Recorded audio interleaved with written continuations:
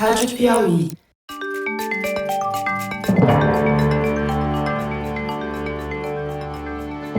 Opa, eu sou José Roberto de Toledo e este é o Luz no Fim da Quarentena, uma coprodução da revista Piauí com a Rádio Novelo.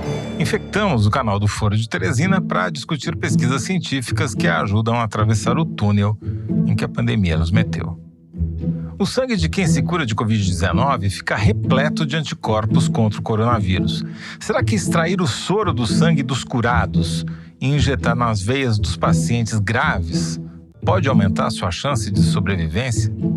Será que esse pode vir a ser um dos tratamentos contra a Covid? Neste episódio, contamos quais foram as conclusões do maior estudo feito até agora com soro de sobreviventes à doença. Ele foi aplicado em mais de 35 mil casos nos Estados Unidos.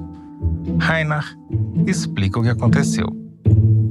Fernando Rainer, vamos falar hoje sobre tratamento com soro para tentar diminuir a mortalidade por Covid-19, um estudo que saiu no dia 12 de agosto num repositório nos Estados Unidos, o medRxiv, não foi ainda revisado pelos pares, mas é um estudo muito grande e importante. Conta pra gente que estudo é esse. Esse estudo teve uma repercussão grande, porque quando ele foi publicado, ele estava muito esperado, porque faz muito tempo que eles estão testando usar soro, né? Eu vou explicar depois o que é. E o FDA estava pronto para aprovar isso como um tratamento emergencial, né? Quer dizer, uma coisa... O FDA é a Anvisa americana. A Anvisa, Porque até agora você só podia usar dentro de um ensaio clínico, né? E eles iam aprovar isso hoje, daí o Fauci e alguns outros, pessoal mais sênior lá dos Estados Unidos, falaram, não, espera um pouco, temos que olhar com cuidado esse estudo, porque os dados não são tão convincentes assim, não vamos aprovar correndo. E daí que eu resolvi ler esse estudo. Você tratar doenças virais, picada de cobra, um monte de coisa com soro, é um troço antigo, acho que a gente até já conversou aqui, né? Lembra pra gente o que é o soro? O soro, assim, você pega o sangue, basicamente remove uma parte das proteínas e todas as células, os glóbulos brancos e vermelhos. Aí você sobra com uma parte bem clara, onde estão todos os anticorpos, mas não tem nenhuma célula lá. E você pode injetar o soro numa pessoa, é uma coisa comum, mais simples até que uma transfusão de sangue. E é sabido que se você, por exemplo, foi picado por uma cobra e injeta um soro que tem muito anticorpo contra o veneno da cobra, melhora. E também para certos vírus, para várias coisas, você usa o soro de pessoas que já foram infectadas e tem muito anticorpo, né? Então, logo no começo da pandemia, os chineses começaram a fazer isso. Eles pegavam as pacientes que já tinham curado, purificava o soro dessa pessoa e injetava nos casos mais graves. Isso parecia que funcionava, né? Aí, aqui no Brasil começaram a fazer, várias pessoas já ouviram falar que se você teve Covid-19, você pode doar soro e tal. E nos Estados Unidos começou a ser usado muito, mas dentro de um protocolo de teste clínico, não era como um remédio. Se o médico queria usar, ele tinha que inscrever o paciente lá, dizer as características, o que o paciente tinha, etc. Tinha o tal do consórcio plasma Covid-19 americano, né? E é um estudo enorme, porque ele foi desde o dia 4 de abril até 4 de julho, 3 meses. Participaram 2.807 centros de tratamento. Praticamente todo lugar que tinha UTI tratando o Covid participou. E no total foram feitas 35.322 transferências. E os pacientes eram graves. Para você ter uma ideia, 52% desses pacientes estavam em UTI e 27% deles estavam entubados. Então é só caso grave mesmo.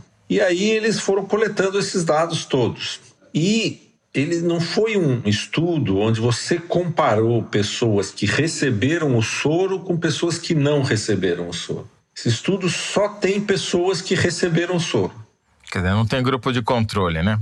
Exatamente. Então eles puderam fazer duas coisas. Mediram nesse grupo todo, primeiro, quanto de anticorpo tinha o soro que a pessoa recebeu. E classificaram em 3 grupos: muito anticorpo, médio anticorpo e pouco anticorpo. E também mediram se você estava dando o soro até 3 dias depois que o cara era internado ou mais de 3 dias. E a medida se a coisa funcionava ou não é a porcentagem de pessoas que morria 7 dias depois ou 30 dias depois. O que eles viram é o seguinte: se você pegar o tempo morte em 7 dias, se a pessoa recebeu um soro com pouco anticorpo, 13,9% das pessoas morriam em 7 dias. Se ele recebia um soro com mais anticorpo, em vez de 13%, 11% morriam. Se o soro tinha um monte de anticorpo, 9,8% morria. Olhando só o gráfico, sem olhar o intervalo de confiança, aparentemente, quanto mais anticorpos presentes no soro, menor a taxa de mortalidade dos pacientes. Exatamente, é isso mesmo, mas as taxas de erro, o intervalo de confiança dessas medidas é grande, de tal maneira que eles quase se sobrepõem, mas essa tendência é clara. Aí eles falaram, bom, e se eu olhar 30 dias depois? Bom, 30 dias depois, os que receberam soros com pouco anticorpo, 29% morreram. Você vê, não é uma coisa fantástica que você dá o soro e abaixa, né? Não é a garantia de nada, né? Quando você dá um soro com um pouco mais de anticorpo, 27% morreram, baixou 2%. E quando você dava um soro com muito anticorpo, baixava para 24%.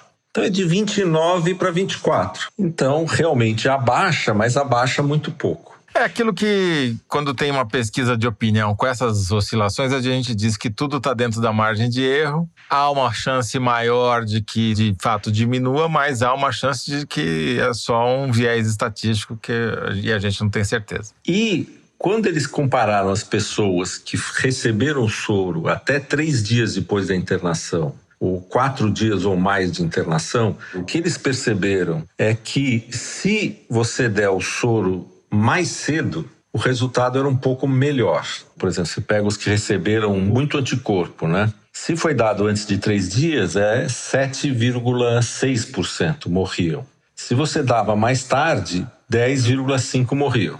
E essa tendência é igual, tanto nos 7 dias quanto nos 30 dias. Ou seja, o estudo ele mostra que tem uma tendência de melhorar um pouco a mortalidade se você dá mais cedo e se o soro tem mais anticorpo. Mas não é conclusivo. Mas não é conclusivo, principalmente porque você não sabe qual a taxa de mortalidade dos que não tomaram.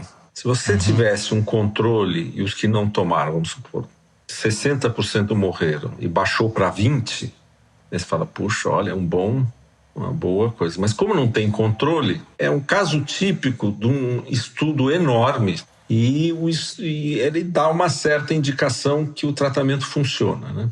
E os autores são da Clínica Mayo, que é talvez o hospital primeiro lugar no ranking dos hospitais americanos, né?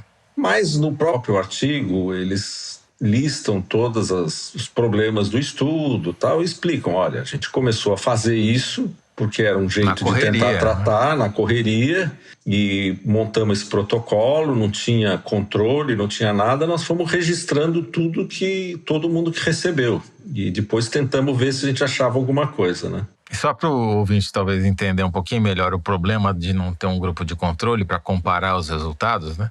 É que mesmo entre esses pacientes, eu estou vendo aqui a tabela que o Fernando mandou, 30% tomaram Remdesivir e 50% tomaram esteroide. Quer dizer, é difícil saber o que foi o esteroide, o que foi o Remdesivir e o que foi o soro, né? E uma outra coisa, na primeira fase do estudo, no primeiro mês, ainda tinha muita gente que estava tomando cloroquina.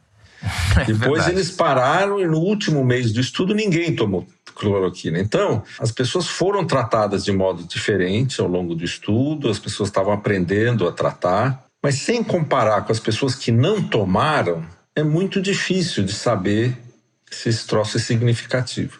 E isso é importante por 2 motivos, Toledo. Porque é que agora o FDA vai ter que decidir se isso vai ser permitido a ser usado como um tratamento emergencial, que você pode fazer sem participar de um estudo clínico. Se ele vier a ser um tratamento emergencial, vai poder dar para todo mundo. né? Esse é um que nem problema. vacina, só se tiver no grupo de teste. Se não tiver no grupo de teste, não pode tomar. Exatamente.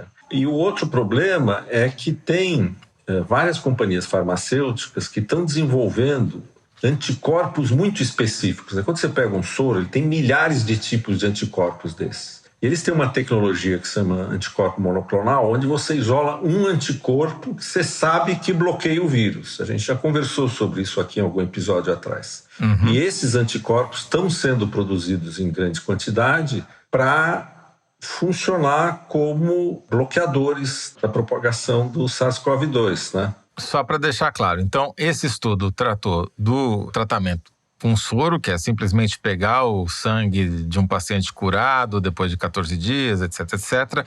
Pega só o soro e injeta no paciente que está mal lá na UTI. A outra coisa é esse tratamento monoclonal, que também está em estudo, que não foi estudado nesse caso específico aqui, mas que está sendo testado. Você podia explicar rapidamente o que é esse monoclonal, em que fase está? Que eles já descobriram que o soro das pessoas curadas tem vários tipos de anticorpos contra várias partes do vírus.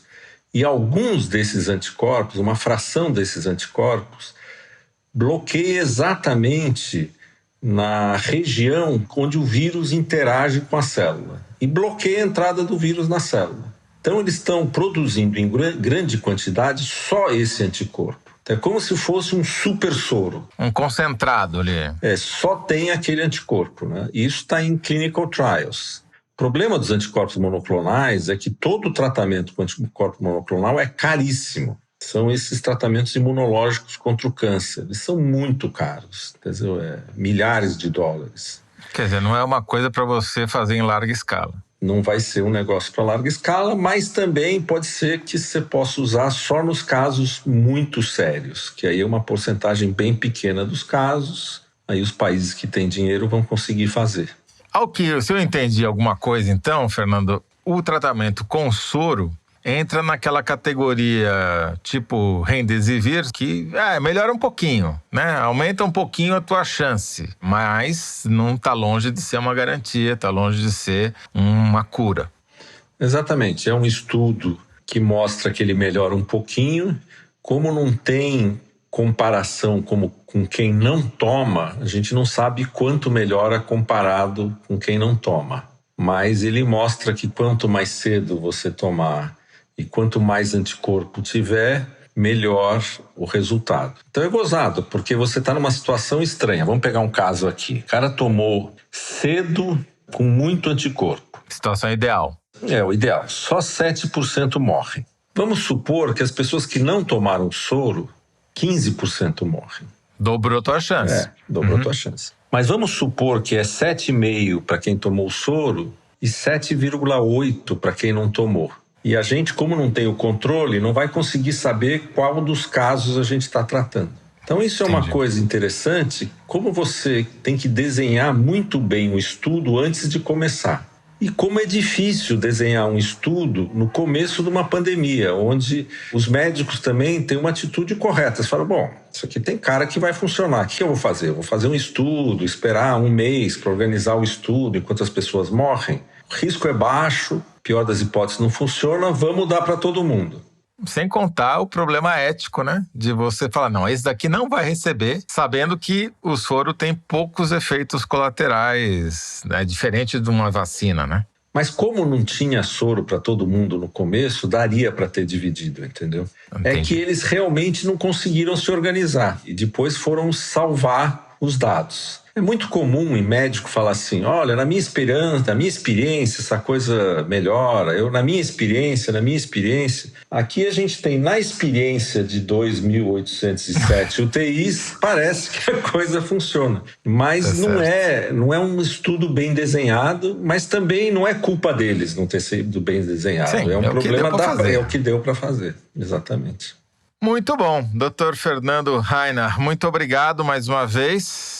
Voltamos em breve com mais a nossa lanterninha aqui para ver se a gente ilumina a saída desse túnel. É isso aí, Toledo. Obrigado, um abraço. Um abraço, tchau, tchau.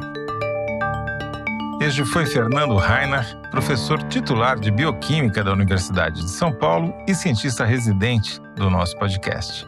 O link para o estudo citado neste episódio você encontra na página do Luz no Fim da Quarentena, no site da Piauí, revistapiauí.com.br.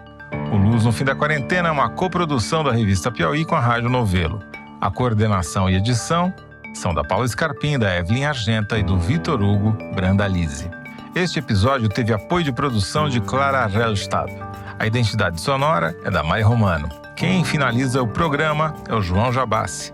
E a coordenação digital é da Kelly Moraes. Yasmin Santos e Emília Almeida fazem a distribuição nos tocadores e nas redes sociais. A identidade visual é da Paula Cardoso e o Motion Graphics é da Renata Buono. Eu sou José Roberto de Toledo. Até o próximo episódio. Tchau!